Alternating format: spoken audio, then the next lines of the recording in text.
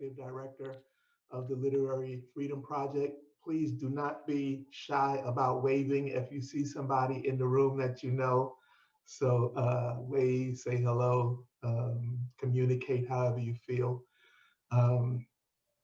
This is One Book, One Bronx.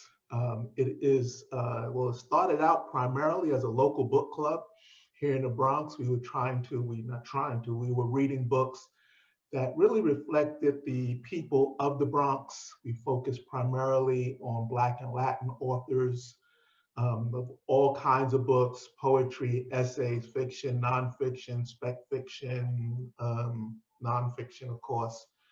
And when the Panera Bread forced us to go back on back inside, never leave the house again, we just converted to a digital book club.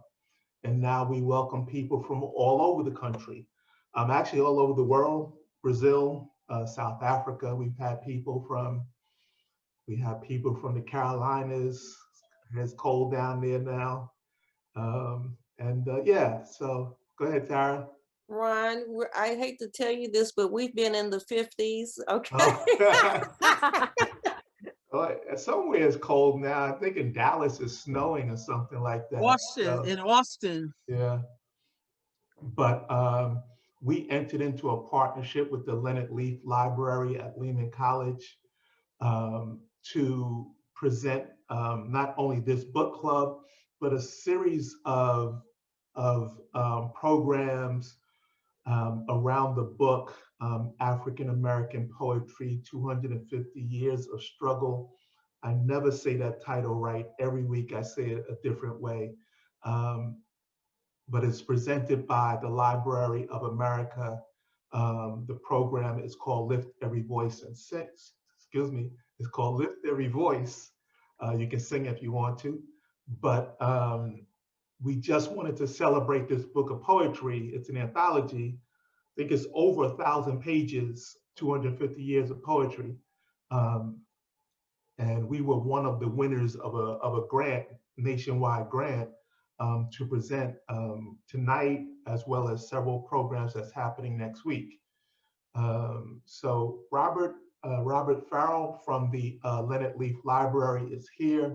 If he wants to say a few words about his fine organization. Sure. Just the Leonard Leaf Library at Lehman College is really proud to be working with Ron and One Book, One Bronx. I do want to say we do have an event tomorrow, in fact, tomorrow night. Dr. Tara Betts, along with some special guests, will be reading and discussing poems from the anthology, additional poems beyond what we're going to hear and think about tonight. So we'll be putting the link to that event and all the other events that are coming up next week into the chat. But we'd really love to see you there. And we are very excited and grateful to have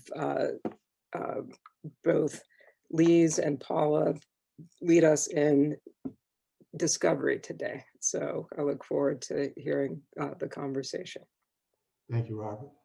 That's why it's good to have a partner. When one partner has a senior moment and forgets that there's another program tomorrow, the other partner jumps right in.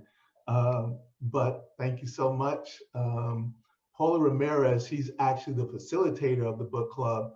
And she's, for those of you who have been here for the past couple of weeks, she is going to be leading the conversation through the evening. And Lise Isdale will also be, I guess, co-facilitating. They kind of work together to make it happen. So Paula, it's on you. So what you gonna do? As Ron did last time, we're coming together in a communal space. Some of us may be here because of the academia, because of the institution, but we're all here for the people, right? And I want us to be able to approach the conversation in that way. If you did not get to finish the reading, that is fine, because Jess isn't here this week, right? Jess joins us next week. So that means you have a whole week to get on what you need, whatever you feel like you need to fill yourself in with. I also want to remind you that if any stories, any movies, any songs come up during tonight's conversation that provoke you or make you think, hey, this is just like something else I saw, that is just as relevant, if not more, than the text itself, right? Because we're here together in community and we're trying to dismantle, ironically, academic space. Robert, you'd agree, right? Okay. So here we go. Really quickly, before we get into such a beautiful, juicy, wonderful, wonderful presentation that Lise has prepared for us tonight, and I'm so honored to be able to have conversations with her throughout this week for her preparation. I want to know, for those of us that got a chance to get a little bit more in the reading, if we progressed a little bit further, or maybe some of you are flexing because you finished the book, is there anything that's standing out? Is there anything that's standing out? Is there anyone that you were like, wow, that story has stood with me? Edmonia Lewis. Woo, talk to me, Anais. I'm ashamed to say I'd never heard of her, but I know that there's so many people named in this book that many of us had never heard of before. I was Googling her and Wikipedia and, just so led to want to, and then from doing that, seeing samples of her sculptures that she did. So I think she was so young. I think that was one of the things I was most impacted by, realizing how young she was when she started being a sculptor, and magnificent pieces at 23 years old, and then these really magnificent pieces at 33. And she died at 53 years old. She had this incredibly full life that started so young. And I just was very moved. I mean, she was born in 1844. And so the period in which she lived, and her there was a part somewhere, I think it was in the book. Yeah, it was in the book, because I read these other things also where it said that she had made a bust of, I think, one of the abolitionists, and then made, copies of it, plaster copies of it, and then sold them for $15 each, and, put together the money to go to Europe. Like so young. She did it like 20, 23, 24 years old. Yeah, that's the one, The Death of Cleopatra, that Lise is showing us. So I was just moved by this young woman's absolute kind of breaking the bounds that, it's particularly in that period, that would have been put on her and were put on her in different ways. And her ability to break through all of that. I was so blown away by Edmonia Lewis's life. Thank you so much for sharing that. It just reminds me of the connections that we made last week as well, or I believe it was last week when we named almost the unimaginable circumstance of having some sort of talent in that way, and then having to navigate that time period as an artist. And this is one particular person in which we get that artist identity. I think Jess maintains that. I think there's a lot of like humanization of the rest of the artists going on here, but with Lewis, we get the sense that she is an artist through and through. It has to be part of her story. There's not a disconnect there. So thank you, Anais. Brilliance. Gems as usual, everybody. She drops them, we pick them up. That's how it goes here. Keep them coming. Which is why, to Anais's point, I was so drawn to the Forever Free piece on page 184. I think that speaks to a lot of what you're saying, Paula, right? Yeah. I was like, whoa. Can you tell us, can you read some text for us from 184? Yeah, I'd love to read it if you'd let me. Page 184. Yes, hon. So it says, what a thing it is to be delivered from beneath the dirt, from hardship's rubble, from underneath the feet of the world, to raise up on one's own pedestal and become bondage's living tombstone. Mm. It was the bondage's living tombstone for me. For me. Mm. Absolutely. For me. Absolutely. Thank you. That brilliantly connects exactly to what Anais just mentioned, right?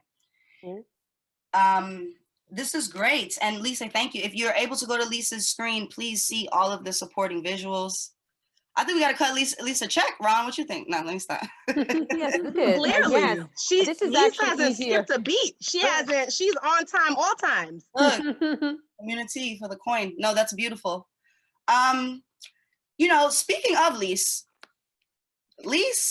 has been preparing wonderfully for all of the things that we're going to discuss tonight. Lise also teaches in the English department, women's cinema and Black studies.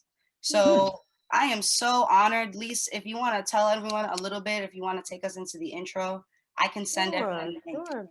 I Yeah. think we're just going to get into it. Paul and I were talking about, I think it was EJ, not last week, but the week before, we were discussing the McCoy twins and contrapuntal poems. And then, so from EJ, Paul and I were thinking about reading the poems out loud, like what does a contrapuntal poem actually sound like? So we'll be doing that. We'll jump in. I think I was going to share the screen and just start my slideshow. Yeah, perfect. And let's hope that it works. Olivia's here, but the last time we did this, I thought it was Don't working. worry. And There's it a lot of wasn't. support, and we're all patient. Yay. Okay, hold on Woo. here. And I'm gonna, I know, right? All right, hold on a second. Right? All right, there's it. Whoa, okay, look at that, the slide. All right, so everyone can see that? Yes. All right, this is kind of in my way. All right, hide thumbnail video. Okay, can't see folks, sorry. So here we are.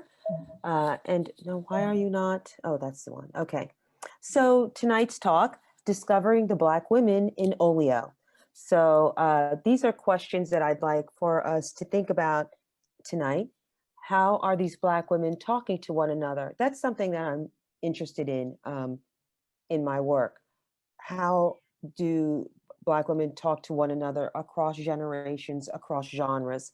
How are they speaking to us now? What modes of womanism, that is Black feminism, can we discern from the writings? That is, what can we draw from these poems that speak to the various expressions of womanism? So some of you, I'm sure a lot of you are familiar with the term, but a refresher. One thing I was thinking about as I was looking at reading Olio, we are dealing with performers, and so this is another thing to think about, the spectacular and the spectacle.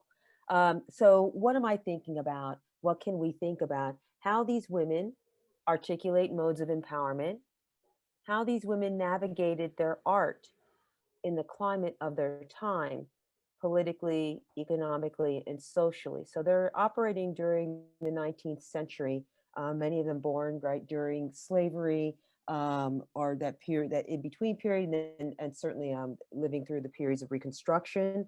How do these works speak to other fields such as disability studies and queer studies? And lastly, articulations of intersectionality, which is looking at how race, class, and gender intersect. Okay, so with these questions, let's move forward with what is feminism. So feminism, there are various definitions, but I tried to think of one that's as inclusive as possible, just getting it to the basic, the essence of what it is, which is a belief, philosophical, political, whatever, that all females, and I write females because we know that girls are discriminated against, baby girls are discriminated against. So, and with my students, I just always make this difference between, if we're saying women, say girls, because often I'll hear students say men and girls, or guys and girls. And I always have to correct them, like, stop, we women stop calling ourselves girls. Girls don't get promoted, women do. So I include females, and that they should be on the same plane as all males, whether boys, toddlers, etc., economically, socially, and politically, which sounds reasonable, right? But if this is so inclusive, then why the need for the term womanism, also known as Black feminism? And so there have been, ways of expressing this, but going back to one of the, the original definitions, as far as we could trace it, right? Alice Walker coined that in, prefacing her 1983 collection of essays, In Search of Our Mother's Gardens, Womanist Prose. So it's right there. This is the original cover of her text. And she provides 3 definitions. And actually, Paula, would you mind reading that for me? Sure. From the first definition, from the term womanish, opposite of girlish, known as, example of that would be frivolous, irresponsible, not serious. A Black feminist or feminist of color. From the Black expression of mothers to female children, quote, you acting womanish, unquote, like a woman, usually referring to outrageous, audacious, courageous, or willful behavior. And I would love to pull apart why willful is italicized, but we'll get into that in a second. Wanting to know more. Well, she's challenging that. That's what she's doing. Exactly. Wanting to know more and in greater depth than is considered good for one. Interested in grown-up doings. Acting grown up. Being grown up. Interchangeable with another Black folk expression. You trying to be grown. Responsible. In charge. Serious. So we'll go on to the other definitions that she provides, and I think that being a performer, you have to be willful, right? And I think it's good, Paul. We should let's all go back to that, the way that Walker plays with willful when we think of these women, because to step outside, what they're doing is stepping outside the decorum of not just what Blacks can do, what women can do, what the expectations, and so and certainly performing. I think if you're performing an opera and you perform in front of, what did Sister Rita Jones, she performed in front of, was it Wilhelm? I can't remember which royalty. Of course you're out. What opera singer is not outrageous? Right? So these are really interesting expressions that we can kind of apply to these performers. So the other one, Paula, thank you. Yep, give me 1 second. That Zoom has these things in my way. I gotta hide. Oh, sorry. Okay, here we go. The second definition also. A woman who loves other women, sexually and or non-sexually, appreciates and prefers women's culture, women's emotional flexibility, values tears as natural counterbalance of laughter, and women's strength. Sometimes loves individual men, sexually and or non-sexually, committed to survive and wholeness of entire people, male and female, not a separatist, except periodically for health. Traditionally, a universalist, as in, Mama, why are we brown, pink, and yellow, and our cousins are white, beige, and Black? Answer, well, the colored rice is just like a flower garden, with every color flower represented. Traditionally capable, as in, Mama, I'm walking to Canada and I'm taking you and a bunch of other slaves with me. Reply, it would be the first time. Oh yeah, sorry, that design got in the way. Yeah, it wouldn't be the first time. And then 3. Loves music, loves dance, loves the moon, loves the spirit, loves love and food and roundness, loves struggle, loves the folk, loves herself, regardless. Excellent. And her last one, which some of you are familiar with. A womanist is to feminist as purple is to lavender. Okay. So there are other women in Olio, if you're able to get hold of the text, the way that he's constructed it, we've got the contents. And actually, I would like to, we've read this before, I know in the first one, I don't know if you did in the second one, Jess prefaces the collection with his definitions of Olio, sort of like the way that, Walker prefaces her collection of essays with Womanist. So he writes Olio, A miscellaneous mixture of heterogeneous elements, hodgepodge. B, a miscellaneous collection as of literary or musical selections. Also, the second part of a minstrel show, which featured a variety of performance acts and later evolved into vaudeville. And then we have the table of contents, but then what I love is, the list of players, right?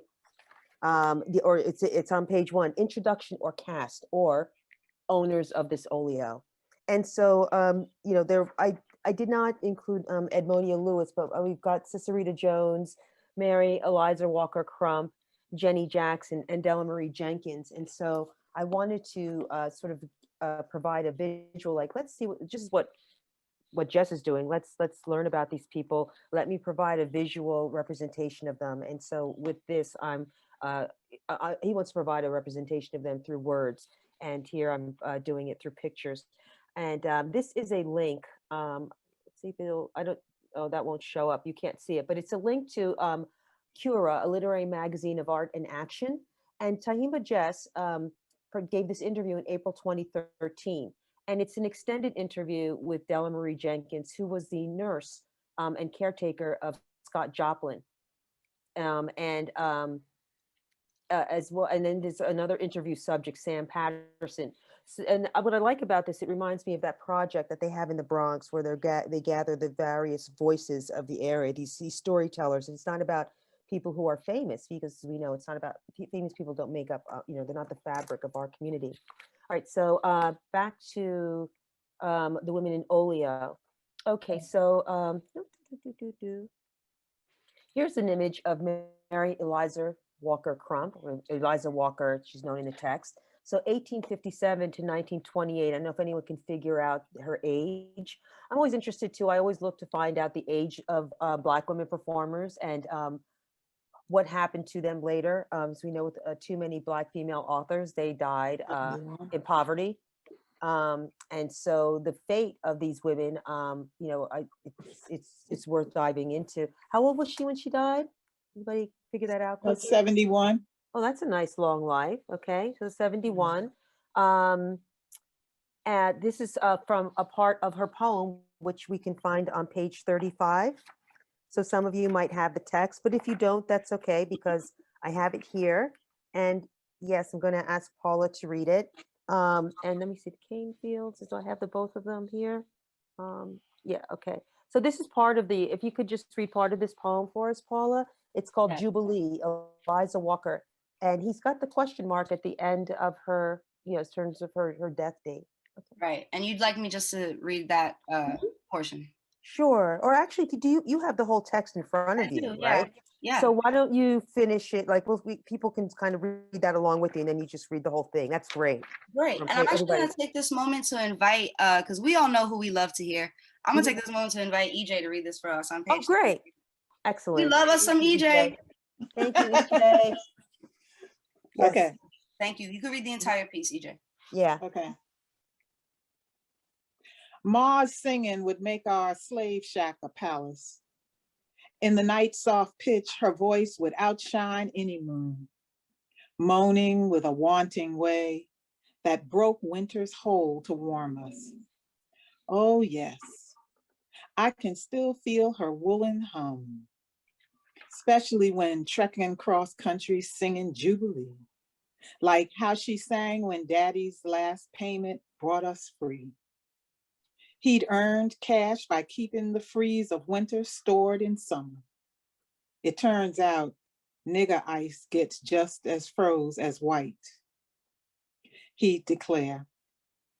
We rose from slave house to ice house, thanks to Southern heat. See, I've got Daddy's cool, steeled by Mama's blazing hymns. When we sing, I feel them songs getting freed up from tangled cane fields. That was great. Yeah. Thank you, EJ. Y'all, you know, listen, I can't see y'all, but you better be giving some praises, some silent claps, some air claps for EJ. Okay? Yeah, thank you, EJ.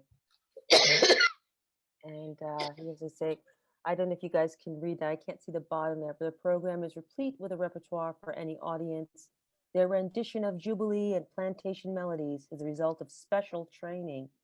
They have entertained the largest Chautauqua and lecture course assemblies in the United States. And I don't know, my eyesight now it's starting to look like an eye chart, but I can read that part if you'd like.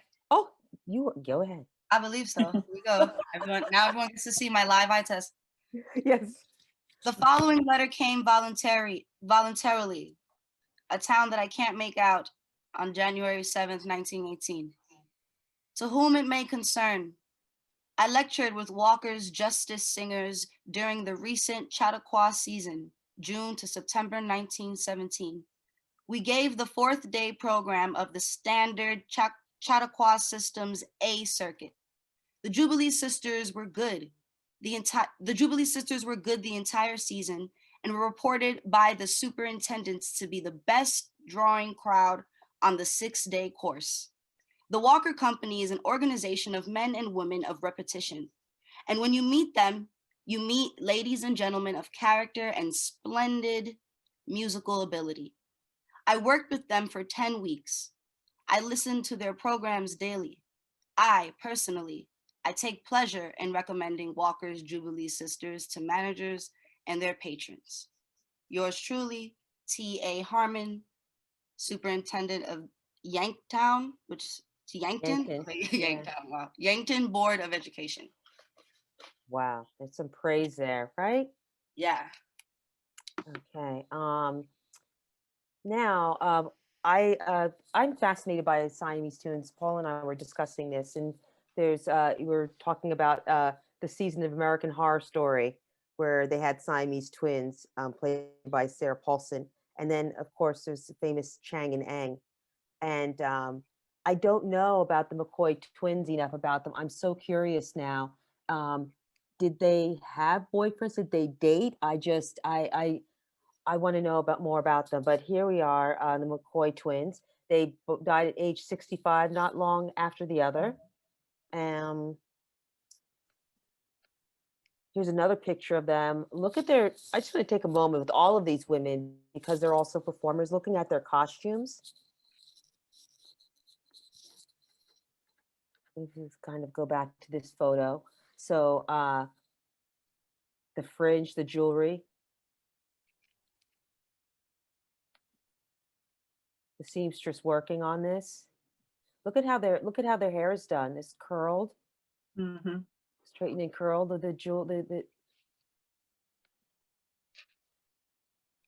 So again thinking of the spectacular and the spectacle. These are also women earning earning a way of living. This one with the lace going around. Their jewels. Look at the style of their hair here. Before in the other photos, sort of straightened and pressed. Here it looks like it might be sort of natural and braided. Mm-hmm. I know folks can see that with the pin here. You can kind of tell them apart a little bit, when you with twins. Like I could see the difference in their features a bit. So if you have it, Paul and I are going to read these poems, what they call contrapuntal, and if anyone can provide that, I think it was EJ again who had provided that definition before, and I don't know if people are able to see it. I think I do have an image of the poem. There we go. But if we could have anyone chime in really quickly, just to remind us as a group, contrapuntal. Yeah, please. Anyone feeling so inspired? They can be read. EJ? They can be read in different directions. Yeah. So you can read each side separately. Mm-hmm. You can read, like you would traditionally, going from left to right. But you can also read going straight down. So they can be read in any direction. Great. Yes. Okay. So I just have a real quick. I just wanted to share a photo because he's mentioned in this poem when they're meeting Millie. It's on page 20. Millie McCoy and Christine McCoy recall meeting Blind Tom, 1877. I like that he titles it Millie McCoy and Christine McCoy, giving them sort of the separate identity. Also, the way that Millie sort of splits on one side of the page and Christine on the other. But this is Blind Tom.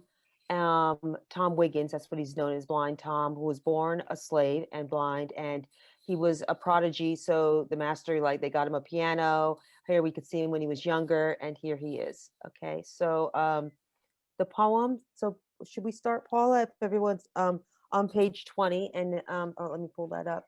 This is not the poem. We'll read this one later. This is another poem. So, Yeah, I'm ready. okay, so, oh, yeah, that's right, I'm starting. Blind Tom never saw my two bodies, He could only hear the way we were joined. fused at the hips. His ears saw our two Twin breaths colored in harmony, our blue bright voices blooming from one pulse, slowly. reaching out through his darkness, through the void. He laid his He laid his hand hands on my on face. my face, and then he Then knew. he knew. But he was more curious than afraid, And he wasn't sad for us. Thank God he laughed and even joined our chorus. We with, sang with hunger for more, wishing we could stay, like one family praying, thanks over one plate. full of our own song. We're more than circus acts. Our bodies' These betrayals betrayals have have made made us us away. Out of no way, we are the lucky ones. free of the worst bondage. We're the self-owned two-headed nightingale. I guess, aren't we? Folks come miles to see the true freaks, a sight and sound to amaze, to stun, The best duo songbirds traveling to each town. to cause wonder at a God both kind and cruel. It's honest work. We do it with smiles hard on our faces. We do it knowing full well that this is our rightful place. To show this world the gut Gut meaning Meaning of grace. of grace. Okay.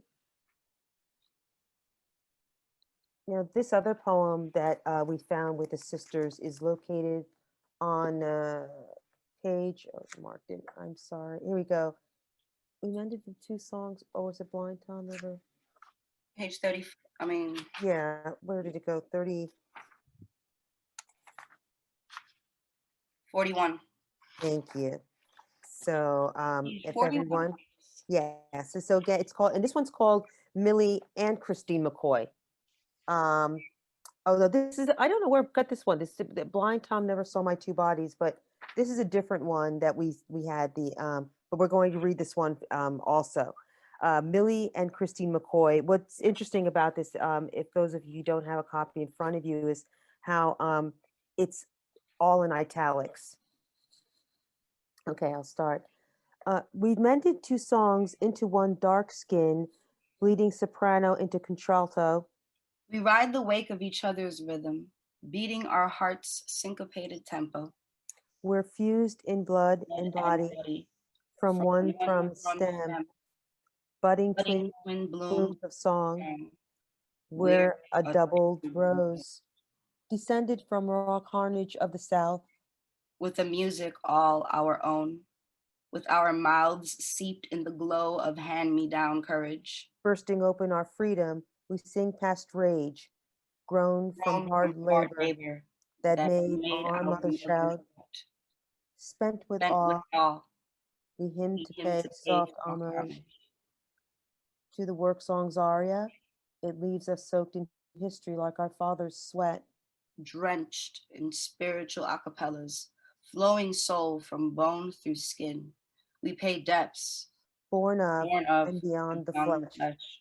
We are just two women singing. We can't forget. From plantation to grave, Lord, here we are. From broken chattel to circus stars. Free twin sisters who've hauled our voices far. We sing straight from this nation's barbed wired heart. You know what's interesting about this poem? There was a way that we had sort of practiced it or talked about it, Paula, and you noticed that we sort of changed a bit, but it's the poem, it's amazing how it still holds together, and the way that these words, these lines are sort of are interweaving. They're weaving into one another. Absolutely. You know, like on one side you could read like, we mended two songs into one dark skin, bleeding soprano into contralto. Or you can read it straight across. We've mended two songs into one dark skin. We ride the wake of each other's rhythm. Or even sort of doing like crossing lines, like a sort of X. Either way you play with this, it's like you're tearing the page out and you can fold the words over and it will always make sense.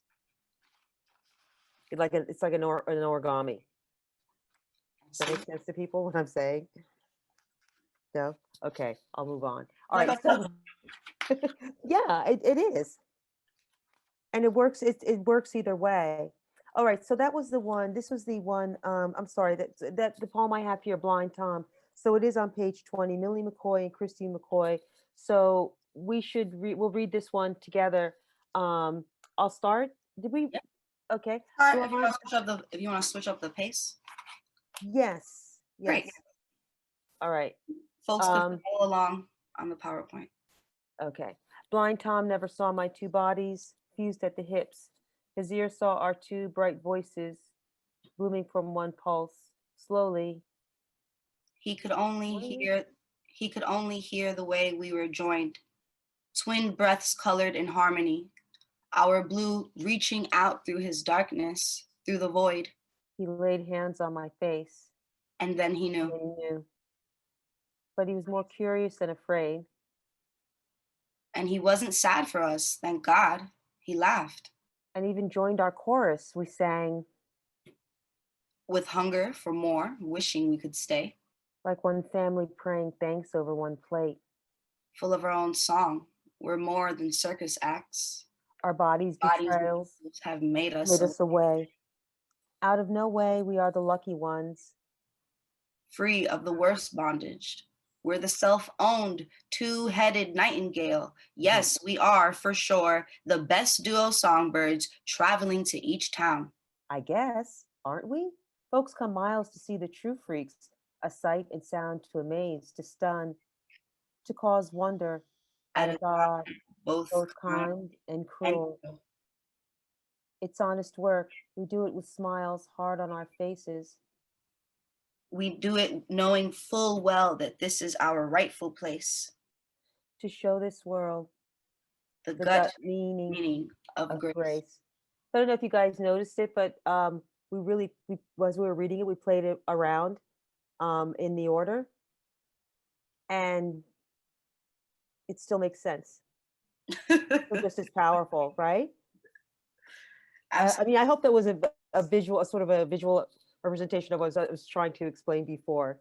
But each time that Paula and I, when we practiced this before, and as we're doing it, it's improv, Paula. We changed it around, and I just felt like I was just sort of going on what you like when you just did like those 3 lines. And then when you would read 2 or 1, we're just playing around with it, which I think is what he is encouraging with this whole text. There's a freedom in the piece, and I just want to take a moment to know what folks are saying in the chat, right? Especially when we were reading the other one of the song, it was really, really good to hear those different structures. Lydia, I love you, Lydia. Lydia goes, I had to step away. What was just read? I tried to read it in Lydia's voice. People are saying amazing structures, a masterpiece. Oh, Lydia's literally asking what page. Oh, sorry. Page 20. Yeah. And now she finds it. I love the fact that we're able to sort of just have that freedom in this piece, because hopefully folks, if you've read this already, maybe you didn't read it that way, and maybe you'll be able to walk away with more. So thank you, Lisa. I just wanted to affirm you. Okay. Yeah, let's see, where are we here? All right, so that was our friend Blind Tom. Some more, they thought of themselves as one and as two, says Janice A. Lowe, the composer of Millie and Christine McCoy's sisters' syncopated sonnets in song. Wow, I got to read that again. That's alliterative. Millie and Christine McCoy's sisters' syncopated sonnets in song, an adaptation of the poems into a song cycle that she and Jess have been working on for the past 4 years. So here's a card. Here, I like this costume. They're posed as sort of like quaint country girls. Yeah. I don't know when this was taken, at what point, the order of these photos and in their career, but it looks to me like they're able to play with different persona just in those 3 images that we've seen. Absolutely. Distinct. So this display, willfulness, outrageousness. Here's another look. Although we speak of ourselves in the plural, we feel as but one person. In fact, as such, we have ever been regarded, although we bear the names Millie and Christina. Look at this one, the ribbon here and their hair here. Right. It looks like, I mean, it looks like it's like little, it could be like little tiara of sorts. Mhm. As far as I can't get a close up of that. And here we have, you know, an etching of them. Is it print with their banjo? I'm not sure what their act was. If it was just like being on display, you know, if they did a little song and dance or something. They also sang. Yes. They also sang, yes, the guitar. Pearls. Again, look at the jewelry, the finery, the bows. And in this image, their hair is natural. Right. Mhm. And two more images. They look like postcards that they were used as. Oh, here we go. There's this looks like there's the guitar. Jenny Jackson is mentioned. It's not easy to get images of these people, but again, it's so Victorian, right? The posture. Look at the dress, you know, all the way up to the neck. But the intricacy here, you know, sewing. Aside from all those buttons, look at that lace. So Ms. Jenny Jackson. And her poem is on page 151. So for those of you who have a copy of the text, that's where it is on page 151.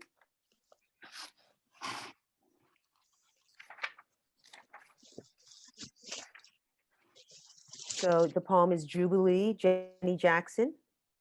And oh, here are the Fisk Jubilee Singers. Oh, here's the poem. So it's on 151. And do I have the whole thing? Oh, I do. I have the whole thing. So Paula, Paula, if you could call on any of our poets, I can't see anybody right now. That would be great if they could read it. It's on page 151, but again, I do have the entire poem printed out here.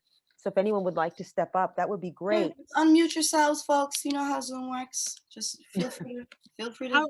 I'll do it. Great. Yay. Okay. Do you have the poem? Yeah, I have the book. Oh, good. Because I'm gonna I want to keep this image up. Okay. Thank you. Whenever you're ready. Okay, Jubilee, Jenny Jackson, 1852 to 1910. Mama and us fled, hands clasped, into the light of a natural dawn, running from rogue slavers.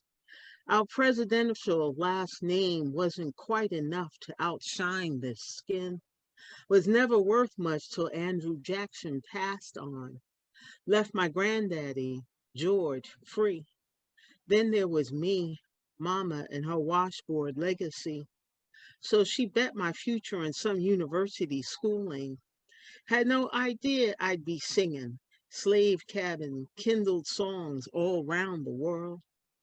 I've been educated in European soil between concerts.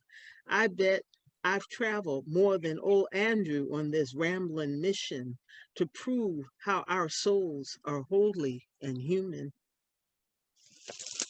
Thank you. Thank you. Let's check out Ms. Jackson's finery. Right. And I am spending a lot of time on this because I grew up seeing so many images, as we know in Hollywood, of Black people as the help, as slaves. And so I spent a lot of my time, you know, deconstructing that Hollywood imagery. And aside from, you know, those early films like Black filmmakers like Oscar Michaud, you know, we can look at these photographs and see, you know, our place in the world at that time. So here's Miss Jenny and Sid with such pride. Look at how she's looking at the camera.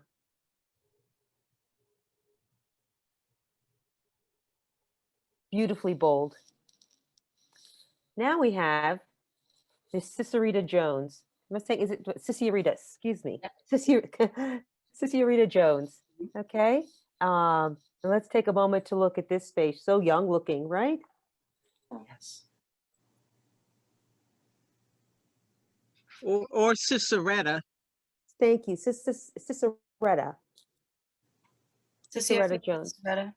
I have a documentary on PBS that they Yeah. actually also say Sissy or Rita, so it's a little confusing. But I'm gonna put this in the chat for y'all. It's a PBS doc, 10 minutes long. Yeah, PBS it's good. the goods, but it's really, really good. It's Sissy Rita Jones for Carnegie Hall. Aubrey Brooks. Okay, somebody. Whoop. Someone's gonna Okay, and now I want to share this with you, Tyler. It's not Kristen, it's Kristen. So I can't see if Tyler Schmidt, are you still here? Okay, so we remember Kristen Mariah, and she recently published a piece on Sissy Rita Jones. I have the link at the below. I just wanted to read what share with you guys what she wrote in this article, and it's accessible. I examine how Sissy Rita Jones, frequently described as America's first Black superstar, among other superlatives, strategically leveraged her European performance reviews in order to increase her listenership and wages in the United States. So now we're thinking about intersectionality, race, class, and gender, economically, socially, but economically, I mean, not just socially, and how that helps one politically. Jones toured Europe for the first and only time from February until November in 1895.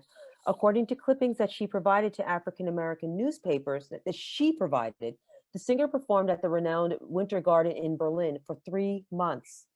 Sissy Rita Jones also claimed that she performed for Wilhelm II, the last German emperor and king of Prussia, at his palace, and was subsequently presented with an elaborate diamond brooch for her performance.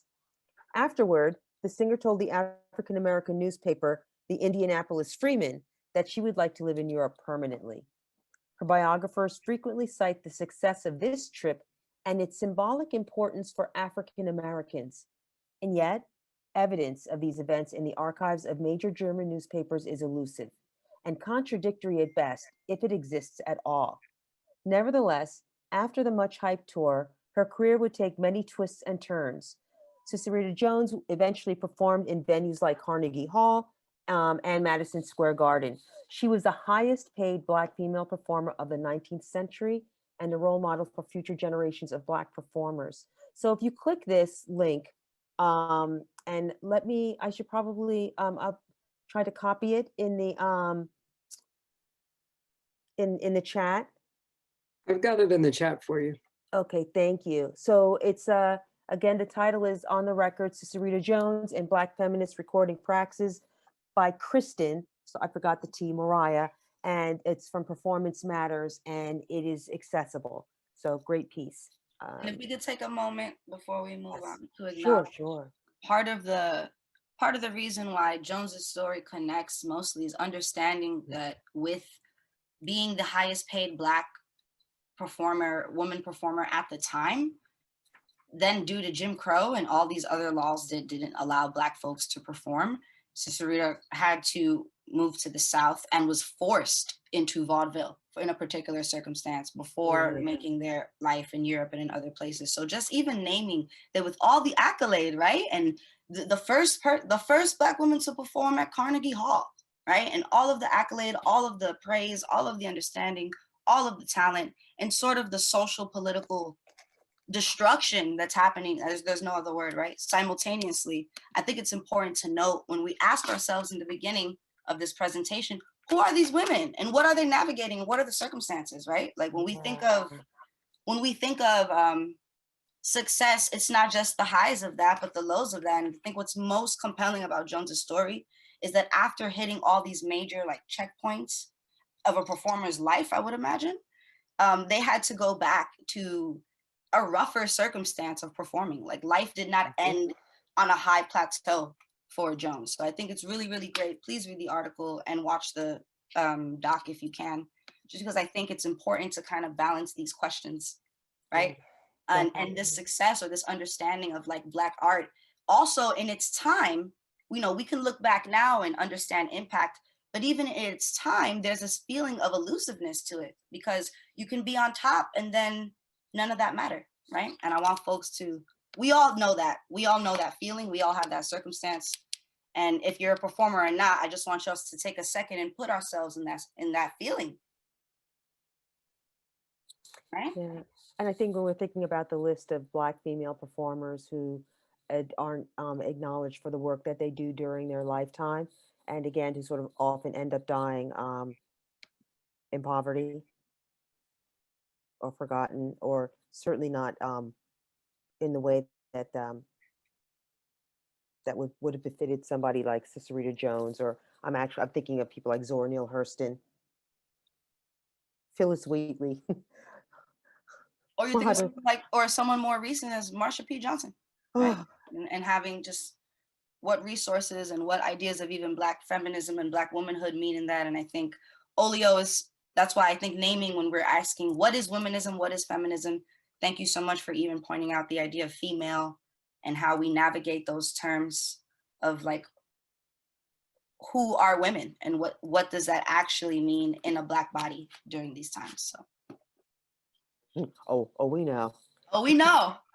Do y'all know? No, y'all look like you know. You have serious faces. We know. No, I mean, like, but look, you're my trans sister. Once you're a sister, you know. You just know. Okay, here we go. Feminism article. All right, so we did that, and now we're moving to Paula again, and now we're on page 162. I know I put 164. Oh yeah, that was one, because there was actually, they started on page 162. We were talking about that, and I probably meant to put that, but we can go either way. And then, so here's one of them, 164, Sister Rita Jones and the Black Patty Troubadours. And this ties into actually this is good, because this ties into what Paula was saying about how she ended up performing, because I was reading that she resented the Black Patty Troubadours. She didn't like the name, the Black Patties. Right. Because Patty, oh, forgive me, someone who's a music buff will know, but you'll see in the documentary, Patty, I forgot her last name, but she was one of the most famous opera singers of all time. And so the comparison that Jones was the Black Patty, and therefore she resented that understanding. She was like, I'm no one, I am me. Exactly. Yeah. All right. And so again, like the finery, this is somebody now, you know, this is not like this sort of spectacle, like the sort of like sideshow, the way that, you know, and again, I think it's great to look at this stuff through the lens of disability studies as well, looking at the McCoy twins or Blind Tom. But in this case with Sister Rita, this is a different kind of spectacle, again, like the kind of art she's doing, which is, you know, opera. So here we are. Look at, again, this outfit. Look at that corset. Boy, oh my goodness. The waist and what that does. But the finery here. I also like the way that her face looks here. All right, so let's see. So I think that however you want to read this, Paula, and I just have some images of her. And again, we can look at these outfits. This looks like this is a little fur on the cap sleeves. A fun fact about Jones as well, along with the fur, it looks like a tulle from here. I don't know fabrics, but I'll name it. The reason why we see in these photos that Jones is wearing all of these medals is because every single honor and accolade and medal that Jones got for her art, she kept on her dress. Isn't that cool? That became her performance dress. So there are medals on there from leaders of different nations, from the President of the United States, right? And as a Black woman, she felt it important to show literally her value, her contribution to culture. That's how she understood the wearing of those medals publicly. So I think it's so cool that you're showing that now. Yeah. So this is fur. She's got fur on these. Oh, it's fur. Look at her. My. Okay. So what are we going to do, Paula? Would we say I think the best way to do it would be to read Forte, right, on Grazioso on 164, and then I can read the bold. Okay, would somebody read yes, 164? Anyone wants to read page 164? Rodney, would you do that? Would you give us the honor? Did he leave? Well, no, I'm here, but however, I do not have the book here in my presence. Okay, it's okay. So we can just share the responsibility. Okay. So do you have a text that you can display on the screen? I'd be happy to read it. No, I didn't get to that one. So I'm sorry. No, that's okay. We'll get you the next one. Anyone unmute yourself. Go for it. Let's go. Yeah. Who has it? Please step up. Stephanie, I know you read. Lydia, I know you read. Sarah, you look like you like to read. No, now I'm just people. No, I don't mean to point anyone out. Please do whatever you No, we're like. doing it. We're having fun. But please, somebody, come on. It's What good. page is it? What page is it? Woo! 164. 164. Yay. Coming through. Okay. Stephanie is a board member for One Book One Bronx, folks. So if you ever want to reach out to her, ask her about you. programming. Awesome. Thank you. Yay. Okay. Sister Rita Jones and the Black Patty Troubadours, Forte, Grazioso. Forte, with force, was the will that overtook me, that freed my throat and lit my mouth to music. Forte was each wave of song, forte like my father's choir of freedmen, sometimes wavered and off key, sometimes pitched in more fear than light, but always forte, hurling what voice was left to them into the cauldron of church air after lifetime singing their spirituals in secret. They sang forte like the stevedores shout from ship to shore, crate after crate of cargo burdened into the holds. Their Gandhi opera bouncing off holes, forte in the grazioso of their motion, the altogether swing of arm and hand and rope and hoisted weight, grazioso onto decks, all braced for storm, all blessed with prayer from each Providence pulpit, prayed over from bow to stern, blessings from the communion cry of each church, all grazioso with hands raised in testimony. I hear them each night, forte, when I stand on our prow of stage from town to town, port to port, captain of this ragtag ship of black-faced, cake-walking fools and boulevardiers, teaching crowds grazioso under spotlights with each ticket sold. Forte is the cry of the barker, bundling each crowd with the smooth talk promise. Darky entertainment with a touch of high-class classical. Forte is the finale each night.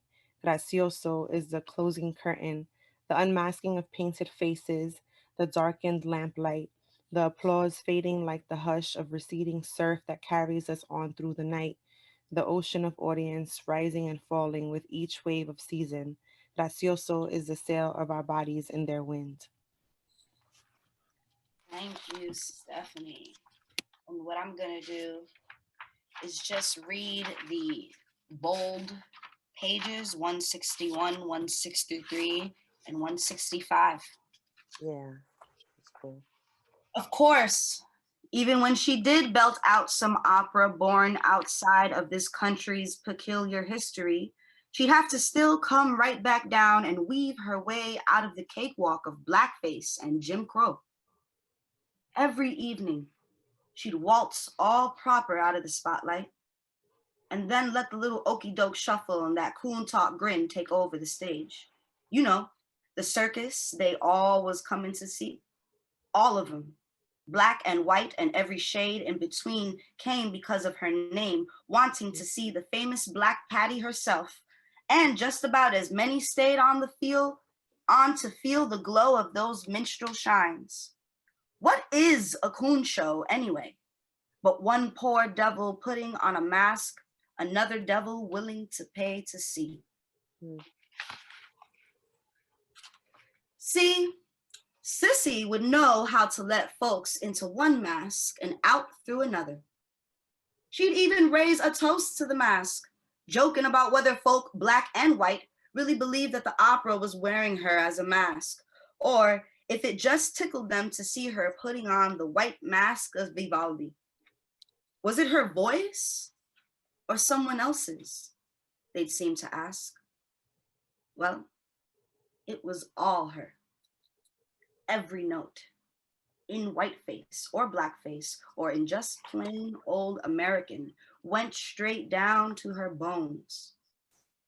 That's what I heard when I truly listened anyway.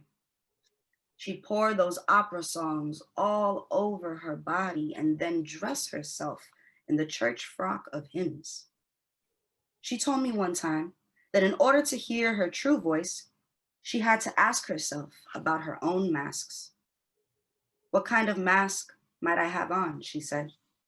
Because let me tell you, most don't even know they're wearing a mask. You've got to know which masks, how many masks you're wearing before you can put it down and see your true self. Those that do, they know just how to slide it in and out of it, how to make the world spin inside it and out of it, how to spread their song all over that mask and make it one with the world, no matter how thick or thin the truth in that song might be. That's what I learned from the great Sister Jones. How to know where the mask begins and you end. How to balance the world on edge just between the mask and you, until the mask melts away into mirage. Took what she taught me, and then I moved on. I saved up all those pennies from the crowds to buy me a proper little horse and wagon and a proper little medicine show stage to haul around the country. You know, I named it after a sign. What my plantation-born daddy and his daddy was chasing and what we all still after, that North Star. We, the North Star traveling Negro troubadours. You should come on and see us when we roll through your town.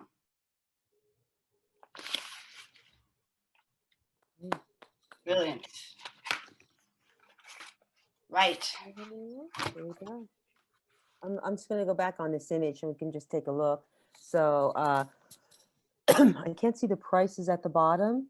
Paula, can I see you rely on your Superman eyesight again? You know what? This one may have got me. Yeah, I think I see 125, 25, but Yeah. Yeah. 100 pen seats? Anybody? 25, 25. I see reserved seats for white people. That's See what I that loud and clear. What you got? See that part loud and clear. 1893. So I guess 100, whatever that, we could figure that it was 100. Is it pence? I don't know. Tyler, anybody help us out here? No clue. All right, but that's look again. Paul was mentioning. Look at her, the medals. So this is also like a way that she's kind of. Let's think of it this way. This is kind of like her brand, her look. The way that we can, that's how. Look at this. Is anybody else doing this? I think this is now you can really see clearly. Right. The medals here. And I think the medals were also the unspoken, because she couldn't necessarily name, that she disliked that distinction between herself and Patty. I'm forgetting her name. So the medals were sort of that. I just want to take a moment and acknowledge Rodney. Thank you. Roll through pre-Fantasia. That is a fact, okay? Sierra Jones, if you're familiar with Fantasia, folks, she uses the phrase roll through in her songs. I love that you made that connection. And also, what is a coon show anyway? Rodney, can you just tell us real quick why repeat that, why type that? What stood out to you in that? Share Well, I think one of the things that, as a liver and a poet that I'm always thinking about is how authentic is my authenticity? So basically, who am I being? Mm-hmm. That's a private question, and there's also a public one, as one who publicizes my interests, my tumults, and those kinds of things. So I just think it's so important to continue to ask personally, what's a coon show? Some of my repertoire as a poet, aesthete, is that, that's so other than whoever I am. So it's a relevant question. Yeah. And there's always like on the, in the pot on the stove, boiling, in the privacy of oneself and in the publicness of oneself. Absolutely. Who am I being? Absolutely. In Western society, in a non-white body, asking, what does this look like? What am I representing? Thank you so much. Brilliant connections. Yes. Folks are dropping gems. Pick them up. You can continue, Lisa. Oh yeah, no. I'm loving this. And I'm just finally, looking at these chats. So I think there's a way that we can save these chats. There's so many great references here. Again, look at Cicerita's outfit here. She's got the long opera gloves on. Mm-hmm. Off the shoulder, showing some skin here. All right, Cicerita. Collar, okay. Let's see. It looks like a choker of some kind. And again, I mentioned, again, the medals with the Victorian waist, okay? And here we have the black Patty troubadours. Look at this. Let's just take a moment to look at these different Black faces. These really great representations of Blackness.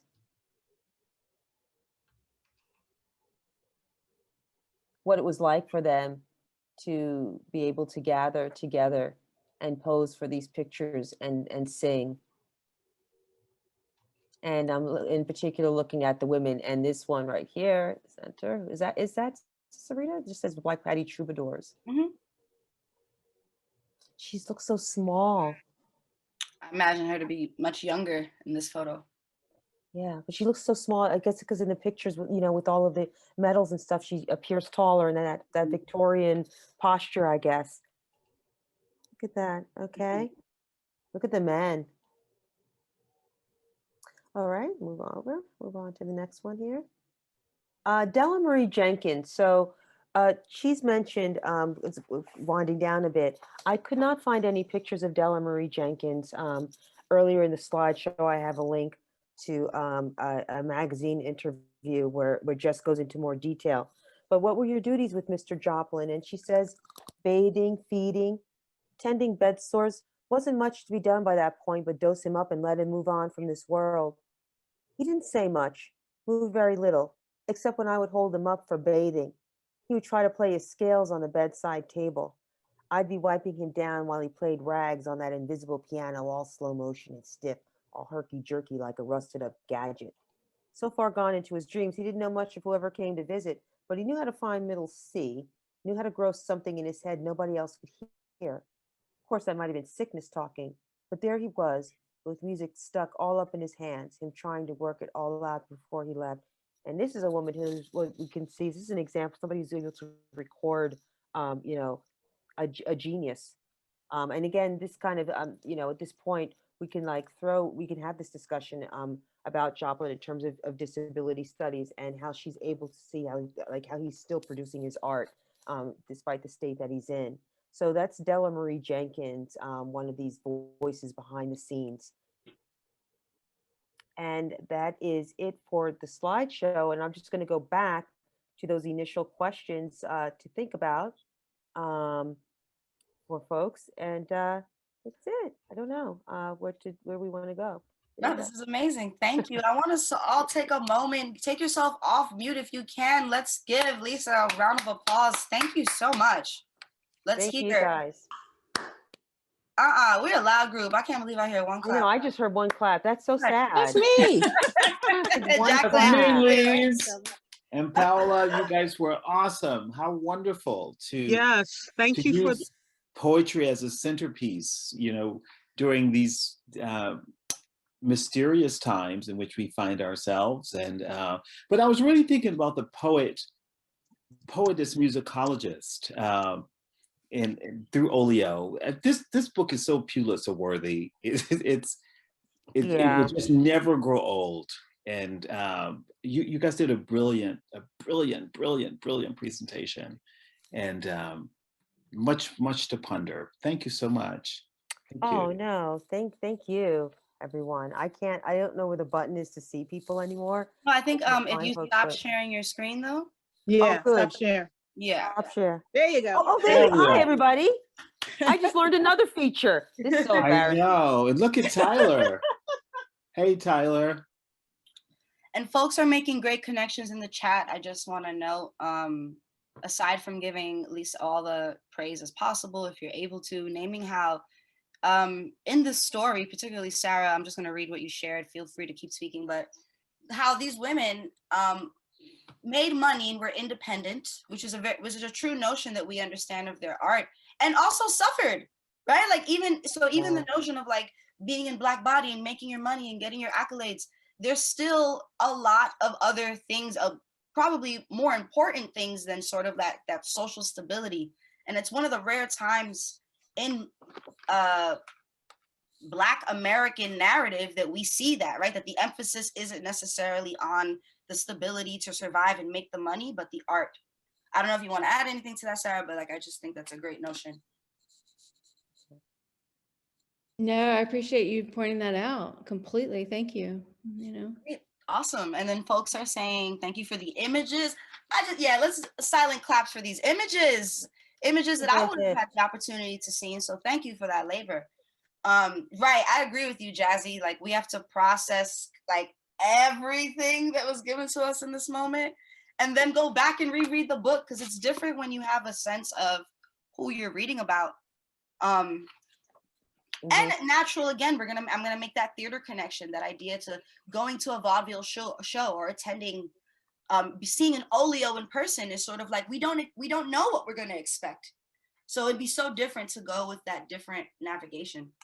We're seeing from Lisa's screen, you're sharing. Yes, the piano. I believe that's page. Help me, page. It's not a real page. It's like in between pages. Yes, so it's like after page 207 after, so 209. Page 209, folks, or after 207, if you want to look at that in person. And if anything speaks and stands out.